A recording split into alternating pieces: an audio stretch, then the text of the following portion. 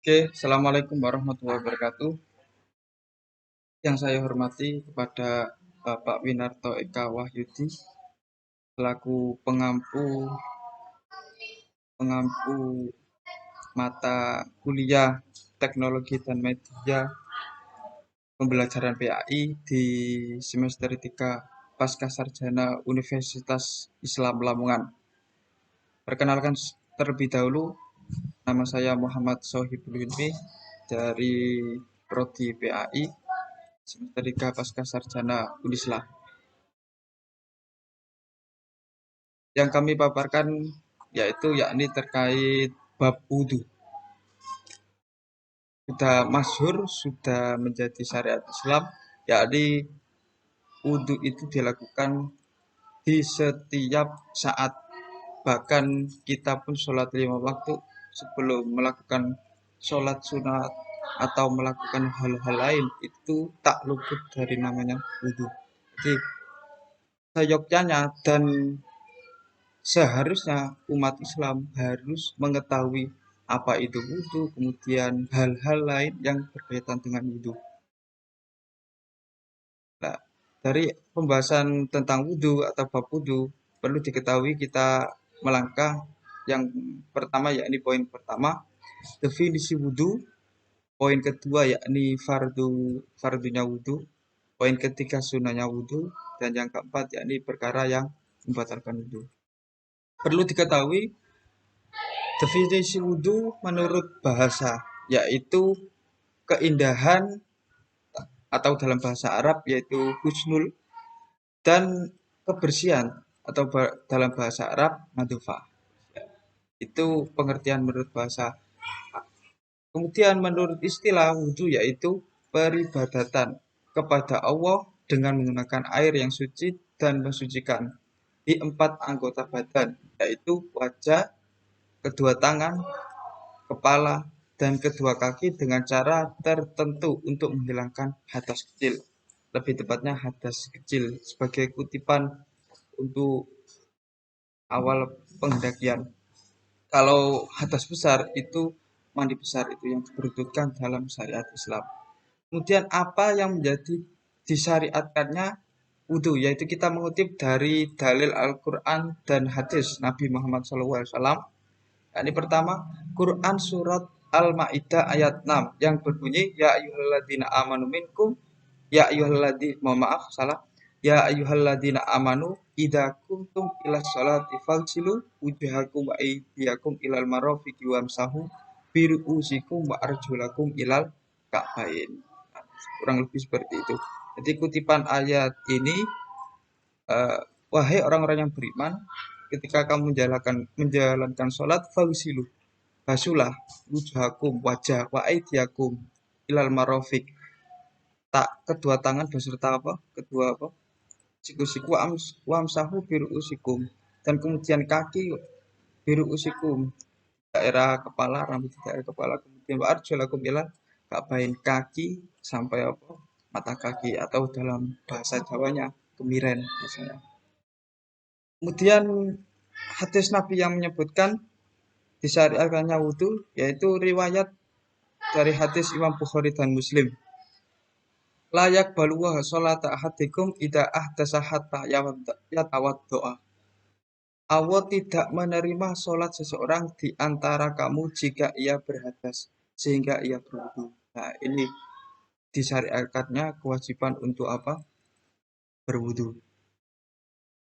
Kemudian selanjutnya yakni yang pertama tentang niat fardunya wudhu, yaitu ada 6. Ini berdasarkan hujahnya Imam Syafi'i yang kita buat, karena PPT ini berdasarkan apa namanya takrib, bahkan saya mengambil juga dari Fathul Qorib. Ini yang pertama niat, seperti halayak umum, niatnya wudhu, nawaitul wudhu alirofil hadasil asghari fardulillahi ta'ala. Kemudian membasuh muka termasuk berkumur dan masukkan air, mengucapkan dan dari itu. Jadi menggosok air mulai dari tempat tempat apa? Tubuhnya rambut, kemudian sampai sini, dan terakhir sampai janggut. Dan bagaimana orang yang buta seumpama karena di daerah sini tidak tidak tumbuh rambut. Ya, cukup dikira-kirakan seperti ini mungkin. Terus kemudian nanti tetap ke daun telinga sebelah sini ada intil-intil kalau dalam bahasa Jawa sampai terakhir ke janggut sini. Nah, kemudian orang yang mempunyai rambut di jenggot atau di samping sini itu kalau tebal itu cukup di seperti ini, oke, sela-selai. Kalau kok masih sebatas tipis, ya cukup diratakan dimasukkan airnya sampai merata takarannya seperti itu. Kemudian fardu yang ketiga yakni membasuh kedua tangan sampai siku-siku. Jadi seperti ini, guys. Jadi ini sampai yang terakhir sampai sini. Kalau bisa dilebihi karena mengkhawatirkan nanti tidak sampai terbasuh terbasuh apa kedua tangannya. Kemudian fardu yang keempat yakni mengusap sebagian kepala. Kalau kita memaduk kepada Imam Syafi'i, ya cukup apa? Bahasanya sebagian sini. Kalau kalau kita maduk ke Imam Maliki, maka diratakan seperti ini, mulai dari sini sampai ke belakang. Itu kalau Imam Maliki. Imam Syafi'i cukup rambut yang ada di daerah kepala. Kalau orangnya gondrong, mungkin yang dibasuh sini, rambut yang gondrong sini, maka itu tidak boleh. Yang dibasuh adalah rambut di bagian kepala. Kemudian fardu yang keempat, yakni mengusap, ya sudah ya. Fardu yang kelima yakni membasuh kedua kaki sampai kedua mata kaki. Jadi mulai dari kaki bawah dan diratakan sampai batasnya apa? Kedua mata kaki. Kalau ada lagi kesunahan yang menyebutkan dari hujannya Imam Maliki itu sampai kedua lutut, sampai situ bahasanya.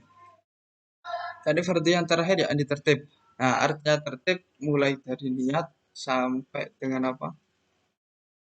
Membasuh kedua kaki yang terakhir itu bisa terlaksana sebagai semestinya. Kemudian ada tambahan dari hujannya Imam Syafi'i itu mengusap ya, usap telinga seperti ini ya. Tidak bisa saya peragakan, cukup ilustrasi ini ya. Jadi daun telinganya ini terkena air sampai apa? Karena semua. Jadi, mungkin itu sedikit paparan terkait fardunya wudhu. Next, kemudian kita apa ini? Sunahnya wudhu. Jadi ya di, di antara dalam PPT ini kan ada membaca Bismillah. Pastilah semua apapun yang disyariatkan atau diperuntukkan untuk Islam itu diawali dengan Bismillah. Kemudian yang kedua yakni membasuh kedua telapak tangan, ya, bercuci kalau ada kotoran atau ada lain atau ada bekas cat atau lain-lain lah intinya. Jadi kita diperuntukkan untuk membasuh kedua telapak tangan. Terus kemudian istinsak, nyesep banyu irung. Sampean lalui lah gak apa-apa semua kok. Sesekali dalam seumur hidup istinsak. Jadi nanti di efek kepala sini agak sering-sering kemudian lepas istilahnya plong. Terus diantaranya lagi mengusap kedua telinga baik luar maupun dalam, menyala-nyalai janggut yang tebal kalau punya janggut.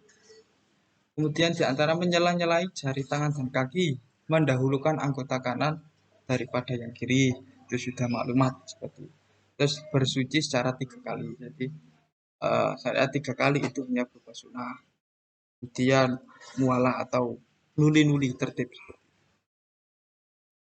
Next, kemudian perkara yang membatalkan wudhu. Ada 6 di sini yang saya kutip dari takrib. Yang pertama sesuatu yang keluar dari 2 jalan, baik kubul maupun dubur. Dengan tanda kutip tidak berupa mani, tapi mani itu wajib apa? Mandi besar. Jadi semua kok laki-laki keluar air kencing atau keluar madi atau perempuan